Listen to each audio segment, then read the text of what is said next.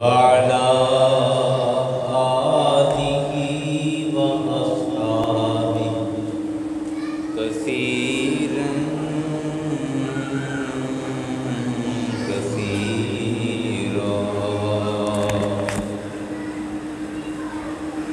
أما بعد فأعوذ بالله من الشيطان الرجيم. بسم الله الرحمن الرحيم.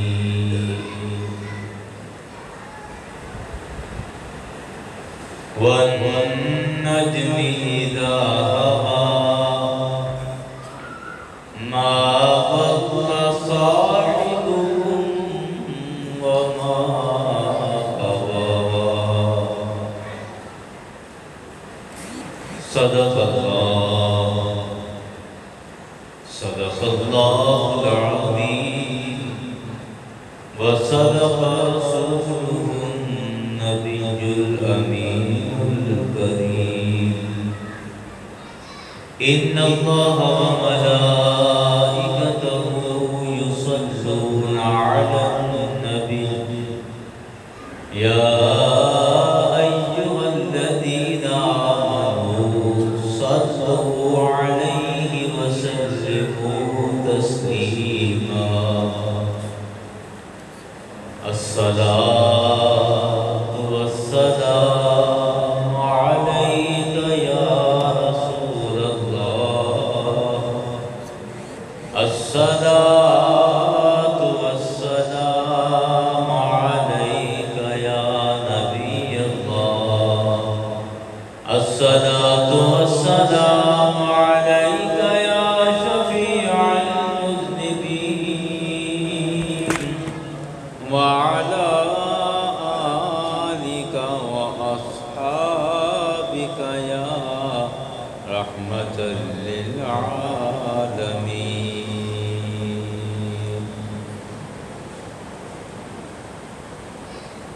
میں در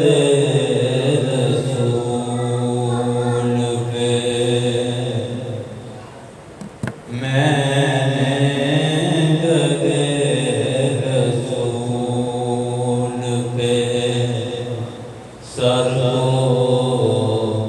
جھکا دیا.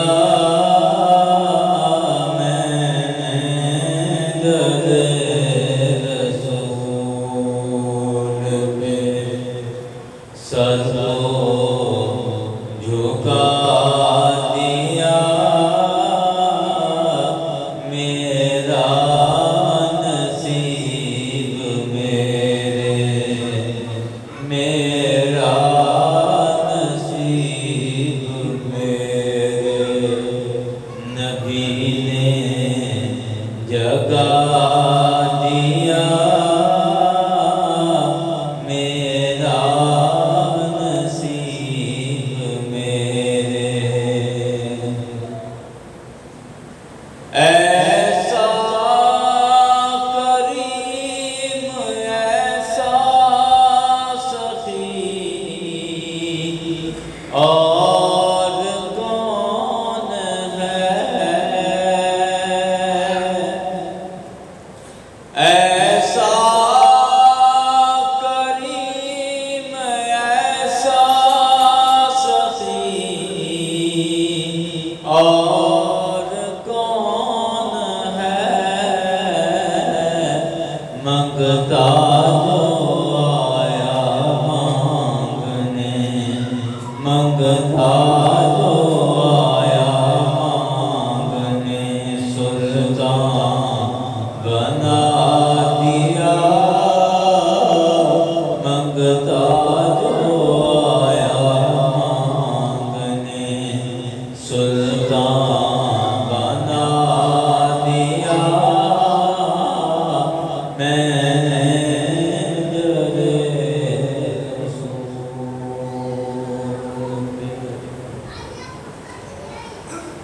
حمد و ثنا کے بعد واجب القدر حاضرین السامعین،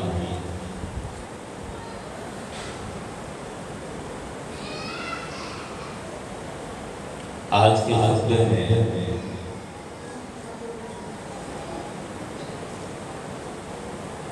ایک بڑی مشہور حدیث مبارکہ علماء کی اصطلاح میں جسے حدیث جبریل کہتے ہیں، حدیث جبریل آپ کے سامنے عرض کروں گا۔ اور یہ والی حدیث اگر اس کی فنی حیثیت دیکھیں تو یہ حدیث متواتر ہے، اور حدیث متواتر جو ہے قرآن پاک کے بعد سب سے اہم اور سب سے اتھینٹک جو حدیث ہوتی ہے وہ حدیث متواتر ہوتی ہے۔ اور جو بھی حدیث سنانے جا رہا ہوں یہ حدیث متواتر ہے۔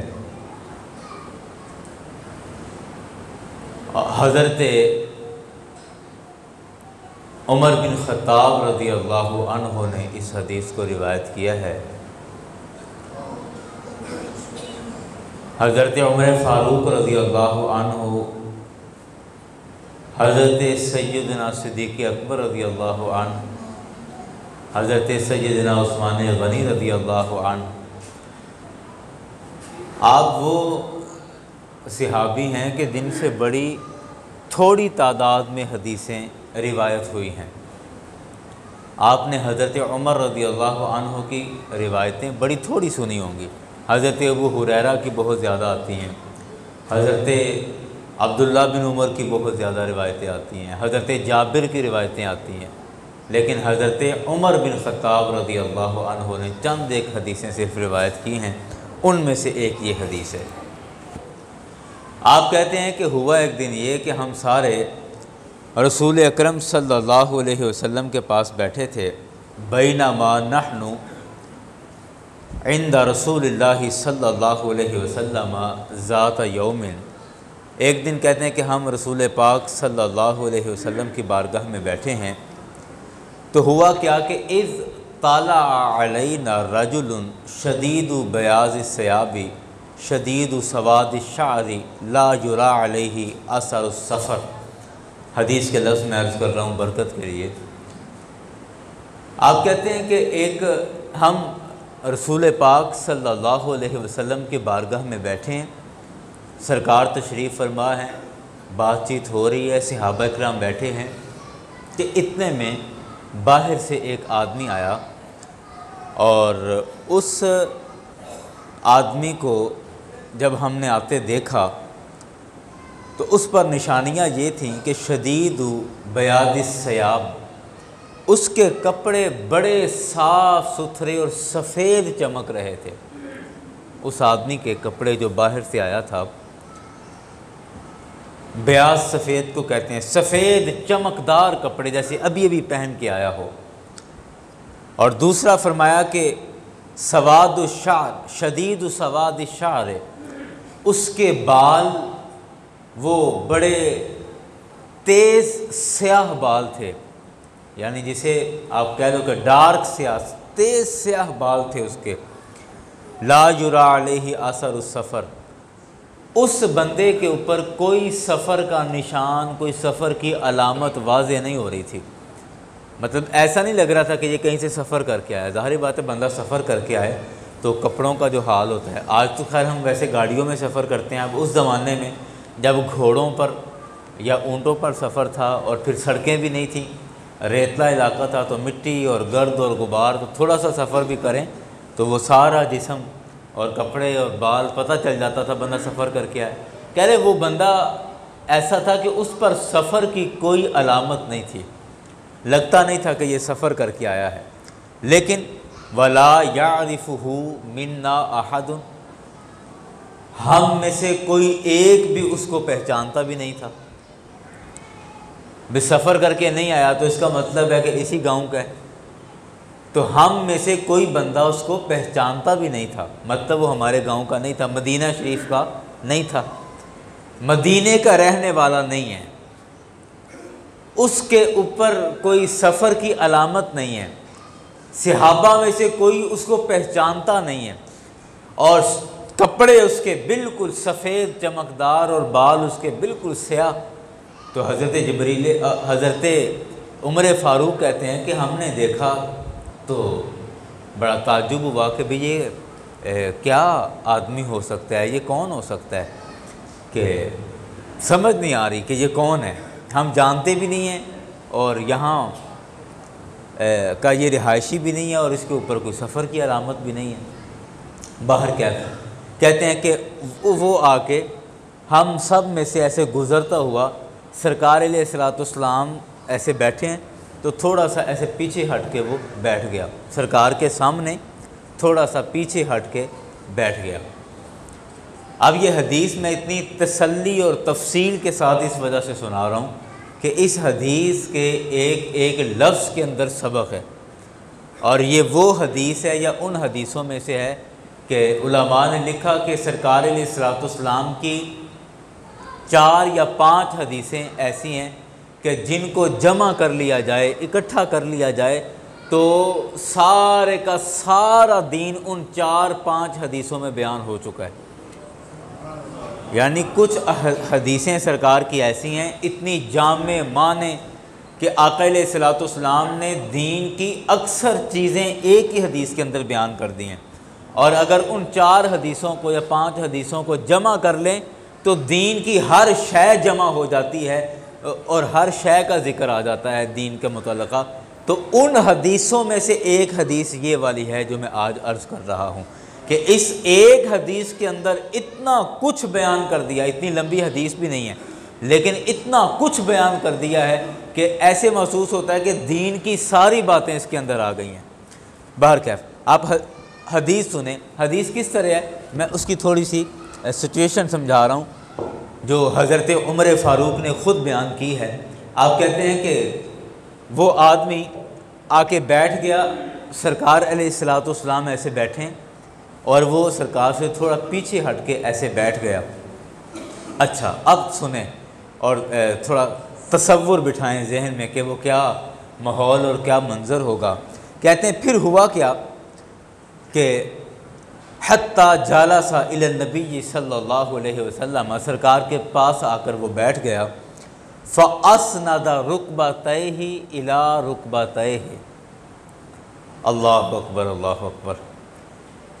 کہتے ہیں کہ وہ آدمی سرکار علیہ السلام سے تھوڑا پیچھے ہٹ کے بیٹھ گیا اور پھر فَأَسْنَدَ رُكْبَتَيْهِ إِلَىٰ رُكْبَتَيْهِ، پھر اس نے اپنے آپ کو یوں گھسیٹتے ہوئے ایسے گھسیٹتے اپنے آپ کو سرکار کے قریب کر دیا اور اپنے گھٹنے سرکار کے گھٹنوں کے ساتھ جوڑ دیے، یعنی بالکل سرکار علیہ السلام کے قریب آ کر بیٹھ گیا۔ فَأَسْنَدَ رُكْبَتَيْهِ إِلَىٰ رُكْبَتَيْهِ، کہ اس نے اپنے گھٹنے رسول پاک صلی اللہ علیہ وسلم کے گھٹنوں کے ساتھ ملا دیے۔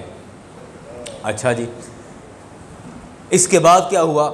وَوَضَعَ كَفَّيْهِ عَلَىٰ فَخُذَيْهِ، اور اپنی دونوں ہتھیلیاں اس نے رسول پاک صلی اللہ علیہ وسلم کے گھٹنوں پہ رکھ دیں۔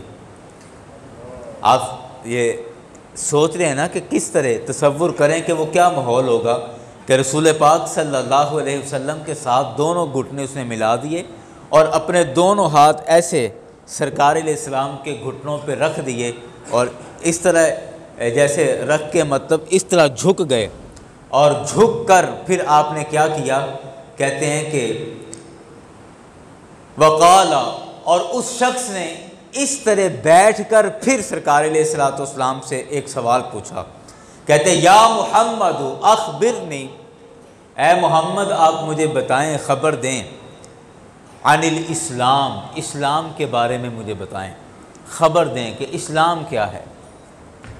رسول اکرم صلی اللہ علیہ وسلم نے فرمایا فقال رسول اللہ صلی اللہ علیہ وسلم، رسول اکرم صلی اللہ علیہ وسلم نے فرمایا الاسلام، اسلام یہ ہے، ان تشہد، یہ کہ تو گواہی دے، لا الہ الا اللہ وان محمد الرسول اللہ، ایک چیز۔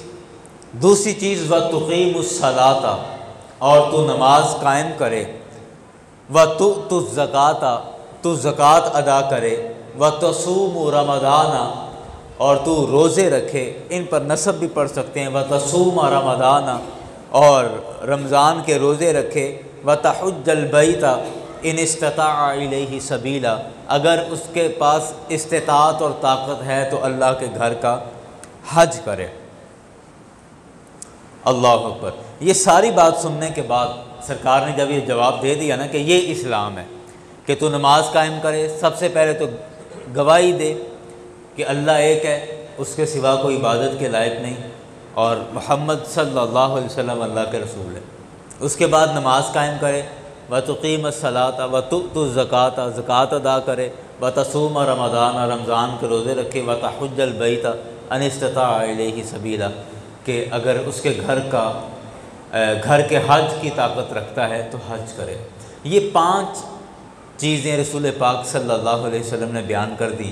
جب سرکار نے ان کا جواب دے دیا تو جواب سن کر وہ کیا کہتا ہے؟ کہتا ہے صدقتا اے حبیب، یا صدقتا اے حبیب صلی اللہ علیہ وسلم، آپ نے بالکل سچ کہا ہے۔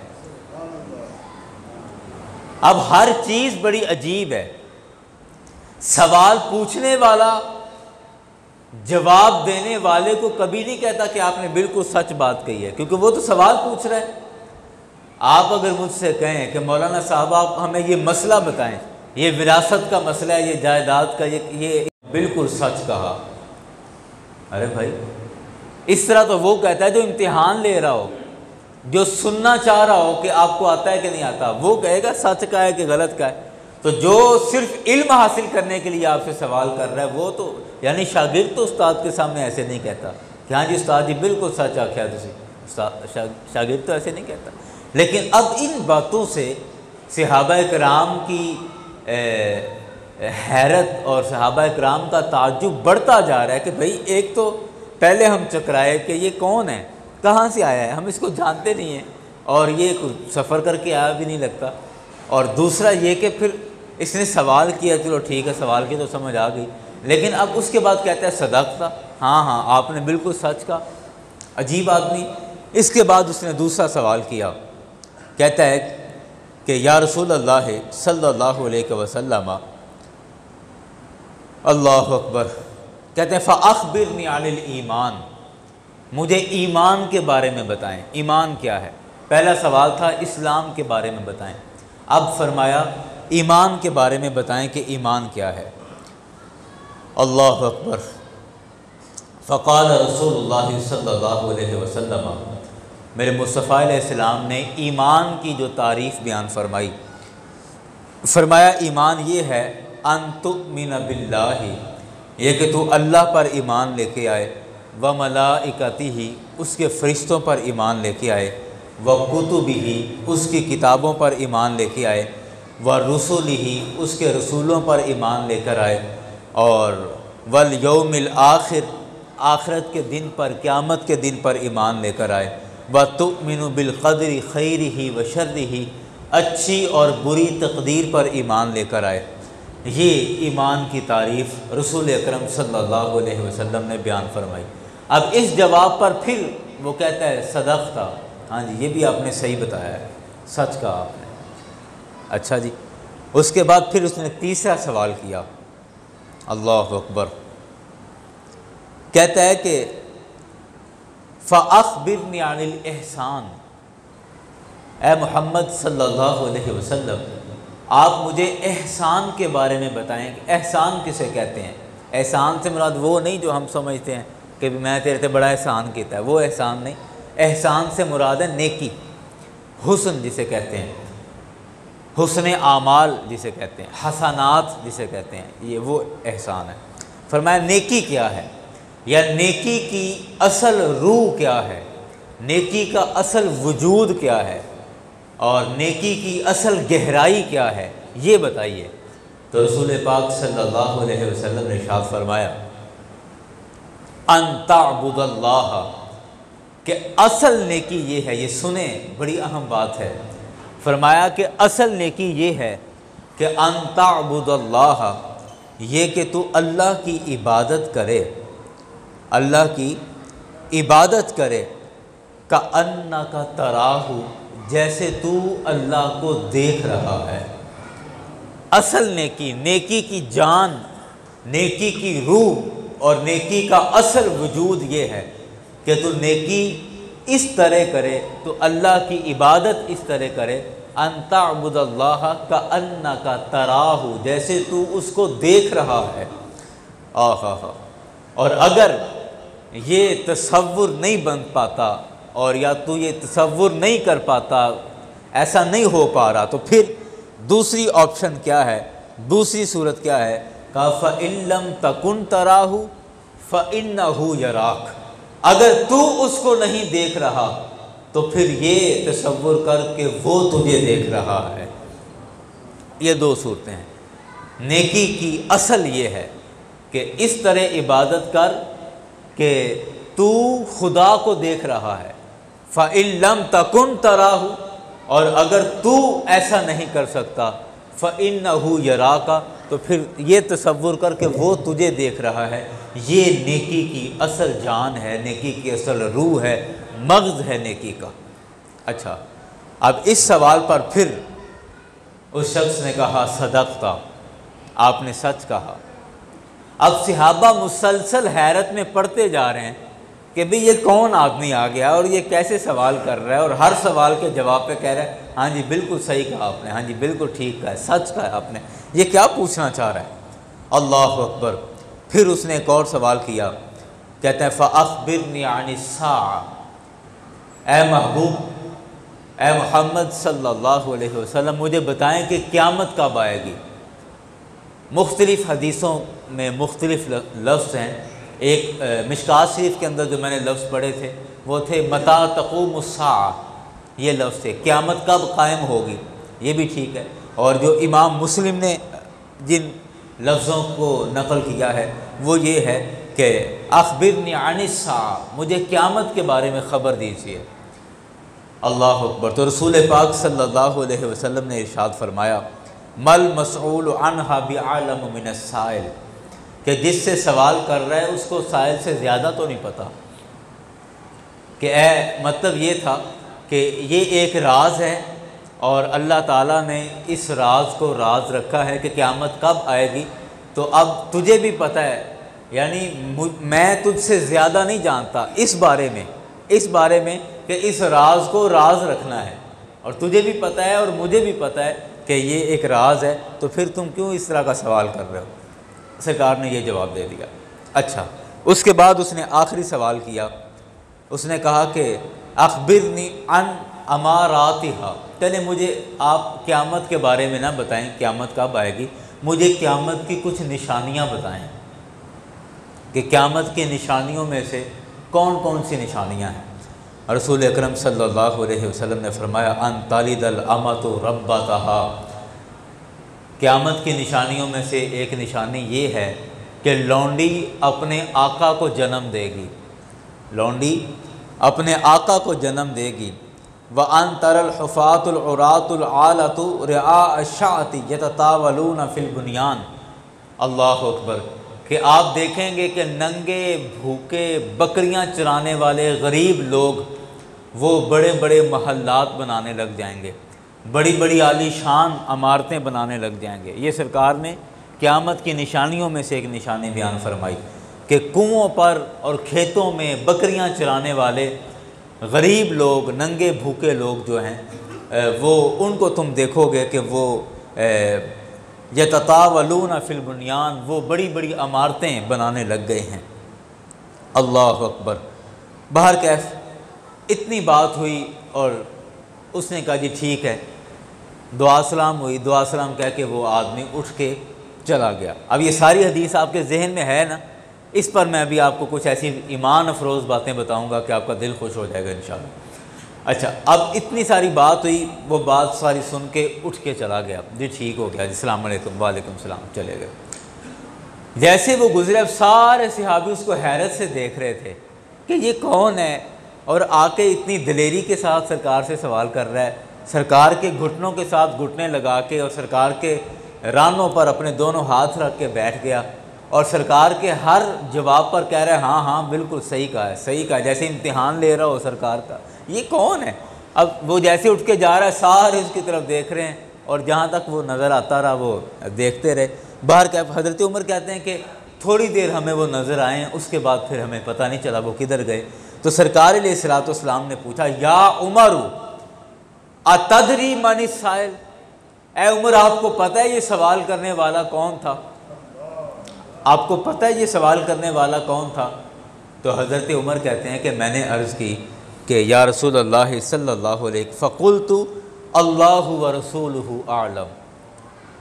میں جیسے پہلے عرض کر رہا تھا کہ اس حدیث میں بڑی باتیں واضح ہوں گی، بڑا کچھ سامنے آنے والا ہے، آپ کا ایمان تازہ انشاءاللہ ہو جائے گا۔ حضرت عمر سے پوچھا اے عمر آپ جانتے ہیں یہ سائل کون تھا، یہ سوال کرنے والا کون تھا؟ حضرت عمر کہتے ہیں اللہ ورسولہ اعلم، اللہ اور اس کا رسول بہتر جانتے ہیں، جی مجھے تو نہیں پتہ یہ کون تھا۔ تو میرے آقا علیہ الصلوۃ والسلام نے فرمایا کہ فَإِنَّهُ جِبْرَائِیلُ، یہ حضرت جبریل امین تھے، اور اتاکم یعلمکم دینکم، یہ تمہارے پاس آئے تھے تاکہ تمہیں تمہارا دین سکھاتے چلے جائیں، یہ تمہیں تمہارا دین سکھانے کے لیے آئے تھے، اور یہ حضرت جبریل امین تھے جو آئے تھے۔ اچھا یہ حدیث بیان ہو گئی، سب نے سن لیا، سب کچھ ہو گیا۔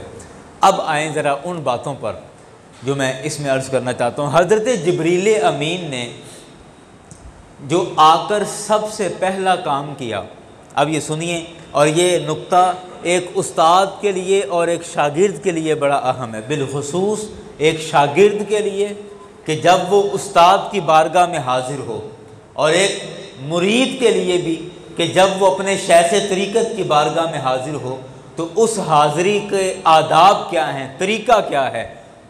اللہ اکبر، حضرت جبریل امین نے یہ طریقہ سکھایا کہ رسول اکرم صلی اللہ علیہ وسلم تشریف فرما ہے، رسول پاک صلی اللہ علیہ وسلم سے تھوڑا پیچھے ہٹ کے بیٹھ گئے، اور نیچے بیٹھ کر پھر اپنے آپ کو یوں گھسیٹتے ہوئے آقا علیہ الصلوۃ والسلام کے قریب لے کر آئے ہیں۔ یہ تھوڑی یہ صورتحال سمجھیں کہ تھوڑا پیچھے بیٹھ گئے اور پھر یوں ایسے گھسیٹتے ہوئے اپنے آپ کو رسول پاک صلی اللہ علیہ وسلم کے قریب لے آئے ہیں، اور اپنے دونوں ہاتھ سرکار کے گھٹنوں پہ رکھ دیے ایسے، اور پھر سرکار علیہ السلام سے یہ سوال کیے ہیں۔ اور یہ بات جبریل امین نے سکھا دی طلباء کو، دین کا علم سیکھنے والوں کو، جو سوال کرنے آتے ہیں اپنے علماء سے، اپنے اساتذہ سے، اپنے شیخ طریقت سے سوال کرنے آتے ہیں، ان کے لیے یہ آداب سکھا دیے۔ ہمارے ہاں کیا ہوتا ہے کہ ہماری مختلف صورتیں ہیں ملاقات کرنے کی، بعض دفعہ ہم بھی دیکھتے ہیں یہاں کہ جمعے کے بعد یا نماز کے بعد کئی دوست ہیں السلام علیکم جی، مطلب یہ ایک طریقہ، خیر ہر ایک کی اپنی اپنی سوچ ہے۔ اب یہ موقع ہے تو میں عرض کر رہا ہوں، کئی احباب ہیں جی السلام علیکم دونوں ہاتھ، یہ اس سے بہتر طریقہ ہے۔ باہر کیا ہمارے ہاں کئی دفعہ ایسا ہوتا ہے کہ ہم مختلف جب کبھی مزارات پر جاتے ہیں، مزار شریف پر کسی تربت پر جاتے ہیں، اور جا کر قبر کے اوپر ہاتھ رکھ کے اور یوں کر کے بیٹھ کے اور سارا وزن اس پہ ڈال کے بیٹھ جاتے ہیں بھی جیسے میں بس بڑا احسان کرنے لگا ہوں قبر والے پر کہ اس کے لیے میں فاتحہ پڑھنے آیا ہوں، اور دیگر آداب ہم بالکل نہیں بجا لاتے، جبکہ حضرت جبریل امین کا یہ انتہا درجے کا ادب تھا، کمال درجے کا ادب تھا کہ آپ بالکل سرکار کے پاس آ کر نہیں بیٹھے، ایسا نہیں کہ وہاں آئے اور بالکل سرکار کے سر پہ چڑھ کے آ کے اور اوپر آ کے یوں آ کے بیٹھ گئے ہوں جی السلام علیکم، نہیں ایسا نہیں۔ ادب کا یہ تقاضا تھا کہ آقا علیہ الصلوۃ والسلام جس جگہ پر بیٹھے ہیں اس سے تھوڑا پیچھے ہٹ کر بیٹھے، اور اس کے بعد اپنے آپ کو زمین پر گھسیٹتے ہوئے آقا علیہ الصلوۃ والسلام کے قریب کیا، اور پھر سرکار علیہ الصلوۃ والسلام کی بارگاہ میں سوال کیا ہے۔ دراصل جبریل امین نے مصطفیٰ کے دربار کا یہ ادب سکھایا ہے، اور ان لوگوں کو بھی سبق سکھایا کہ جو لوگ یہ کہتے رہے کہ جبریل امین تو سرکار کے استاد تھے، وہ تو قرآن لے کر آتے تھے، اور انہوں نے آ کے کہا تھا اقرأ بسم ربک الذی خلق، جبریل امین نے کہا تھا سرکار سے کہ پڑھیں اللہ کے نام سے، تو جو پڑھانے والا ہوتا ہے جی وہ تو استاد ہوتا ہے نا۔ تو حضرت جبریل امین نے کئی موقعوں پر اس بات کو واضح کر دیا کہ آنے والے دور میں بسنے والے مسلمانوں یاد رکھنا، مجھے لوگ نبی علیہ السلام کا استاد کہیں گے اور ثابت کرنے کی کوشش کریں گے، لیکن میں اپنی زندگی میں یا سرکار سے ملاقاتوں کے دوران کئی ایسے آداب بجا لاتا ہوں تاکہ آپ کو پتہ چلتا رہے کہ جبریل مصطفیٰ کی بارگاہ میں جب بھی حاضر ہوا ہے استاد بن کر حاضر نہیں ہوا بلکہ نوکر بن کر حاضر ہوا ہے۔ آپ مجھے بتائیں کہ شاگرد بیٹھا ہو تو کیا کبھی استاد اس طرح آ کر بیٹھا ہے شاگرد کے پاس کہ کوئی 4 فٹ پیچھے ہٹ کے بیٹھے، دونوں گھٹنے دو زانوں ہو کر دونوں گھٹنوں کے بل بیٹھے اور پھر اپنے آپ کو گھسیٹتا ہوا زمین پر اور پھر استاد شاگرد کے قریب کر لے استاد اور پھر اپنے دونوں ہاتھ شاگرد کے گھٹنوں پر رکھ کر سوال کر رہا ہو؟ کبھی کسی نے زندگی میں ایسا کوئی استاد دیکھا ہے؟ نہیں۔ ہمیشہ شاگرد پر، طالب علم پر لازمی ہے کہ وہ اپنے استاد کا ادب بجا لاتا ہے، اور حضرت جبریل امین کا یہ عمل اور حضرت جبریل امین کا یہ فعل اس بات کو ثابت کر رہا ہے کہ مجھے رسول پاک کا استاد کہنے والے بے وقوفو، یہ دیکھو میں جب بھی مصطفیٰ کی بارگاہ میں آیا ہوں مصطفیٰ کا نوکر بن کر آیا ہوں۔ اچھا، ایک چیز پتہ چلی اس حدیث سے۔ دوسرا، اللہ اکبر، حضرت جبریل امین نے جب سرکار علیہ السلام سے مختلف سوال کیے تو یا رسول اللہ اخبرنی عن الاسلام، مجھے اسلام کے بارے میں بتائیں۔ سرکار نے جواب دیا اخبرنی عن الایمان، مجھے ایمان کے بارے میں بتائیں۔ سرکار نے اس کا بھی جواب دیا، ابھی میں نے پوری حدیث آپ کے سامنے عرض کی۔ اخبرنی عن الاحسان، مجھے احسان کے بارے میں بتائیں، نیکی کے بارے میں، نیکی کی اصل کیا ہے۔ اور یہاں حدیث کے اس حصے پر یاران گرامی یقین کریں، اس حدیث کی وضاحت میں، صرف ایک حدیث کی وضاحت میں علماء نے باقاعدہ پوری کتابیں لکھی ہیں، پوری کتابیں لکھی ہیں۔ اگر اس حدیث کے ایک لفظ پر بات کریں تو بات ہو سکتی ہے، لیکن میں صرف اپنے مطلب کی، یعنی جو آپ کے زیادہ فائدے کی باتیں ہیں وہ عرض کرنے لگا ہوں۔ تیسرا سوال جو حضرت جبریل امین نے کیا نا، اخبرنی عن الاحسان، یا رسول اللہ مجھے احسان کے بارے، نیکی کے بارے بتائیں۔ تو سرکار نے جواب دیا کہ ان تعبد اللہ کأنک تراہ، کہ اللہ کی ایسے عبادت کرو جیسے تم خدا کو دیکھ رہے ہو۔ فإن لم تکن تراہ فإنہ یراک، اگر تم خدا کو نہیں دیکھ رہے تو کم از کم یہ تصور کر لو کہ خدا ہمیں دیکھ رہا ہے۔ یہ بڑی ایمان افروز بات ہے اور جملہ ہے، اس پر تھوڑا رکیں اور تھوڑا سمجھیں۔ رسول پاک صلی اللہ علیہ وسلم نے فرمایا کہ اللہ کی عبادت ایسے کرو جیسے تم خدا کو دیکھ رہے ہو، خدا کے سامنے کھڑے ہو۔ آپ دیکھتے ہیں کہ جب انسپیکٹر صاحب آتے ہیں تھانے کے اندر، SHO صاحب آتے ہیں تو اس کا ماتحت عملہ کیسے کھڑا ہوتا ہے؟ ادب آداب کے اندر، بالکل سیدھا۔ اسی طرح آرمی کا جنرل، کرنل، میجر صاحب جب آتا ہے تو آرمی کے نوجوان بالکل سیدھے اور بالکل ایکٹیو، حرکت تک نہیں ہوتی، کوئی فضول حرکت نہیں، بالکل سیدھے اور اٹینشن ہو کر کھڑے ہو جاتے ہیں۔ اسی طرح یہ اصول پوری دنیا کے اندر ہے، لیکن آپ سوچیں کہ جب ہم نماز میں کھڑے ہیں تو ہم یہ کس بادشاہ کے سامنے کھڑے ہیں؟ نماز میں ہم رب تعالیٰ کے حضور کھڑے ہیں اور وہ سارے افسروں کا افسر ہے اور سارے افسروں کا پیدا کرنے والا ہے، سارے بادشاہوں کا پیدا کرنے والا ہے۔ تو اندازہ کرو کہ جب ہم اپنے تھانے دار کے سامنے کوئی فضول حرکت نہیں کرتے، بالکل سیدھے ہو کے کھڑے ہو جاتے ہیں، بلکہ کئی جاہل آدمی بھی میں نے دیکھے ہیں کہ سگریٹ بھی پی رہے ہو تو تھانے دار صاحب آگے کیوں جلدی سے پھینک دیتے ہیں کہ نہیں وہ جھڑکیں گے، ادب آداب ہیں ان کے دربار کے، ان کی بارگاہ کے۔ تو اب جب ہم نماز کے اندر رب کی بارگاہ میں کھڑے ہوتے ہیں تو ہمارا حق بنتا ہے کہ ہم رب کی بارگاہ میں یوں کھڑے ہوں کہ اس دل کے اندر خدا کے تصور کے علاوہ کوئی تصور نہ ہو، اس زبان پر خدا کے ذکر کے علاوہ کوئی ذکر نہ ہو، اور صرف زبان یا دل نہیں بلکہ ہمارے جسم کا ہر حصہ خدا کی عبادت کر رہا ہو۔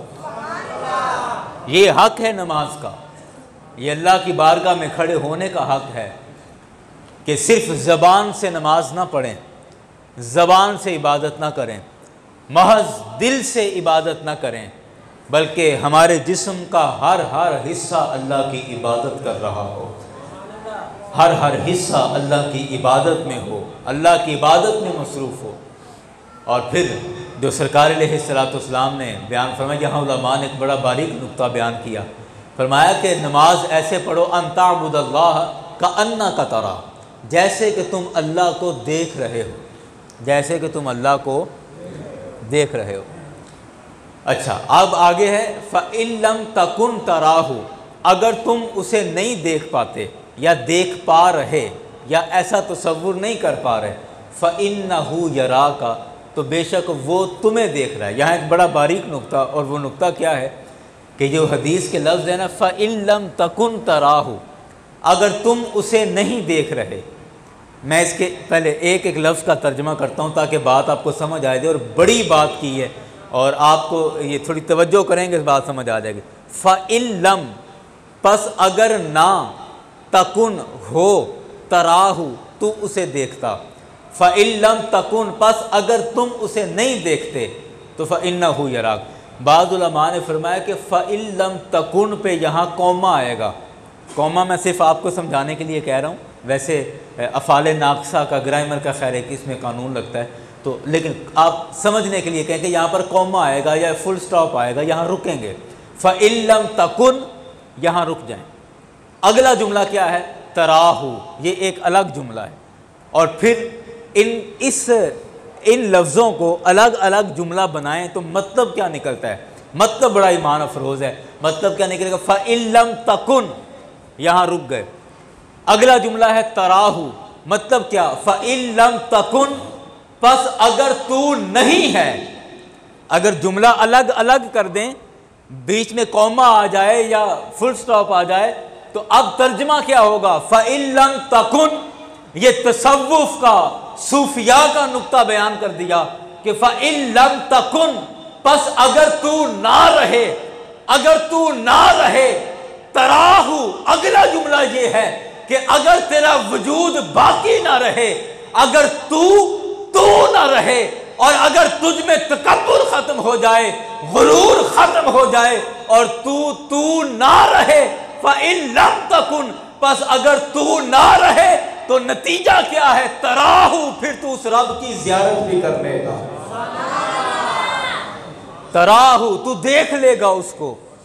تراہو، یہ رویت سے ہے، رویت کا معنی دیکھنا، جیسے یہ رویت حلال کمیٹی، چاند دیکھنے والی، رویت کا مطلب دیکھنا۔ تراہو، تو اسے دیکھ لے۔ فَإِن لَمْ تَكُنْ، پس اگر تو نہ ہو، تو نہ رہے۔ ہائے ہائے ہائے، اللہ اکبر، اللہ اکبر۔ کسی نے کہا مٹا دے اپنی ہستی کو اگر کچھ مرتبہ چاہے، کہ دانا خاک میں مل کر گلے گلزار ہوتا ہے۔ دانا مٹی میں نہیں ملے گا تو پھول کیسے کھلے گا؟ آئے ہائے، اللہ اکبر، اللہ اکبر۔ اور کسی نے کہا کہ جب پانی ملا تو کوزہ دور تھا، جب کوزہ ملا تو پانی دور تھا۔ مطلب کیا؟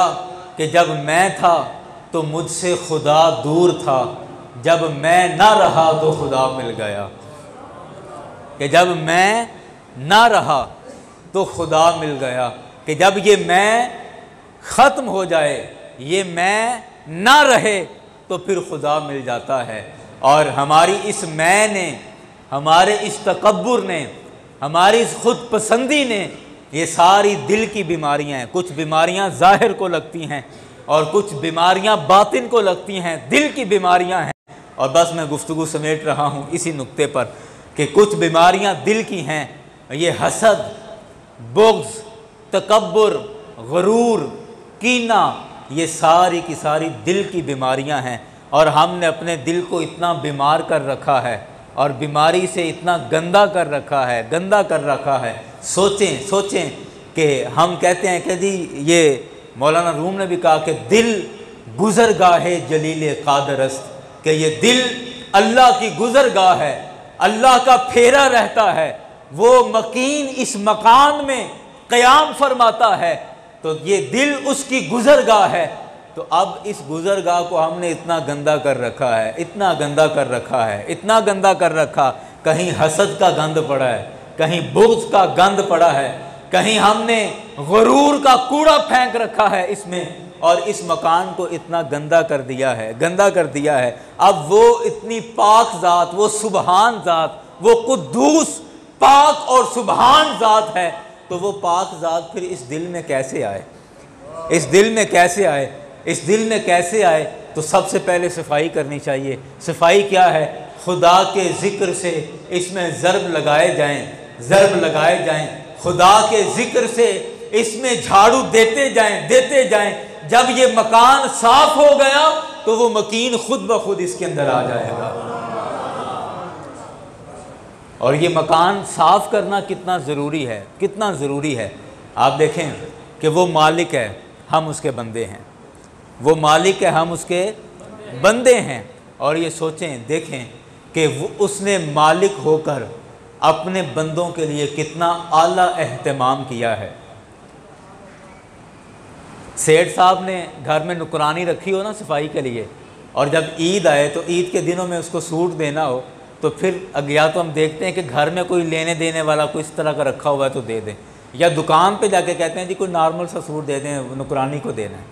مالک جب اپنے نوکروں کو کچھ شے دیں، چیزیں دیں، تو عام طور پہ اس طرح دی جاتی ہے، لیکن قربان جائیں رب کی محبت پر، رب کی مہربانی پر، اس کی لطف و عنایت پر کہ اس نے ہمیں پیدا کیا، ہم اس کے نوکر ہیں، اس کے غلام ہیں، ہم اس کے بندے ہیں، وہ ہمارا مالک ہے، لیکن اس کے باوجود اس نے ہمارے رہنے کے لیے جنت جیسی نعمت کو بنایا، ہمارے رہنے کے لیے جنت جیسا گھر بنایا ہے، جنت جیسا مکان بنایا، اور پھر طریقے بتائے کہ اس طرح جنت میں آ سکتے ہو، یہ طریقہ ہے، یہ طریقہ ہے، یہ طریقہ ہے، ایسے جنت میں آ سکتے ہو، کہیں اس طرف نہ چل پڑنا، ادھر تو جہنم ہے بھائی، جنت میں آنا ہے تو یہ رستہ ہے، یہ طریقہ ہے، پورا ایڈریس سمجھا دیا، سارا کچھ کر دیا۔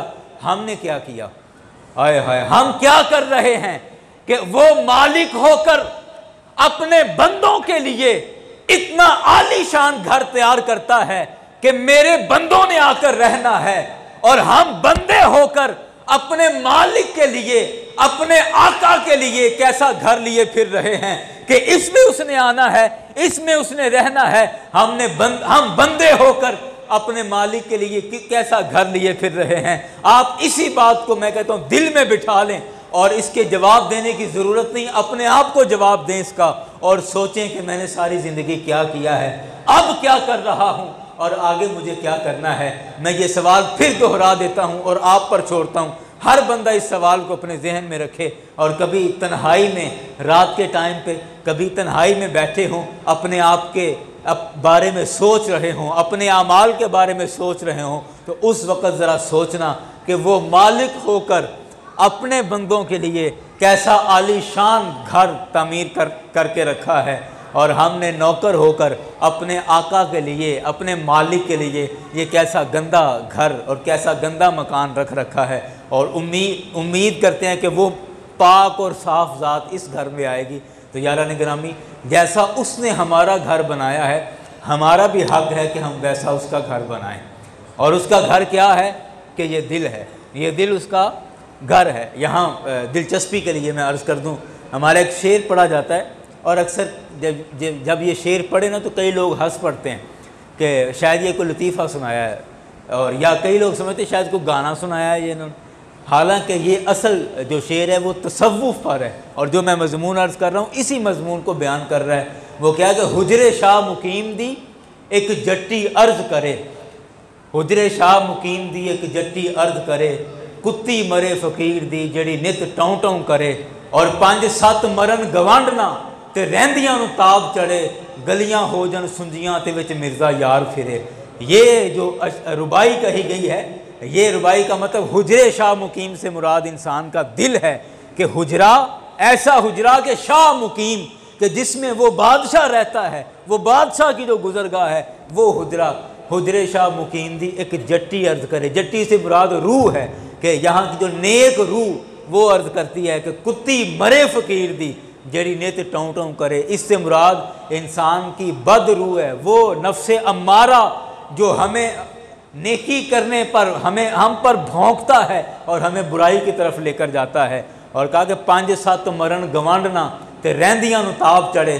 رسول اکرم صلی اللہ علیہ وسلم کی حدیث ہے، آقا علیہ السلام نے فرمایا کہ کبیرہ گناہ 7 قسم کے ہیں، کبیرہ گناہ بولو 7 قسم کے ہیں، اور کہا گیا 5-7 مرن گوانڈنا، یعنی اس دل کے دائیں بائیں جو گناہ کبیرہ ہیں وہ جان سے ہی چلے جائیں، مر جائیں تے رہندیاں نو تاب چڑھے، جو صغیرہ گناہ ہیں وہ ویسے ہی کمزور ہو جائیں۔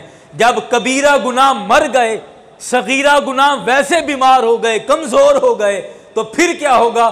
یہ دل گناہوں سے پاک ہو جائے گا، گلیاں ہو جان سنجیاں وچ مرزا یار پھرے۔ جب یہ دل پاک ہو جائے گا تمام قسم کے گناہوں سے، تو پھر اللہ کے جمال و جلال کی تجلیات یہاں پر پڑیں گی، اللہ کی انوار و تجلیات کا یہاں پر گزر ہوگا، اور اللہ کے انوار اس دل پر برسیں گے، اور انسان پھر ایسا روشن ضمیر ہو جاتا ہے کہ وہ انسان پھر اس جہان کی بھی خبریں دیتا ہے، اگلے جہان کی بھی خبریں دیتا ہے۔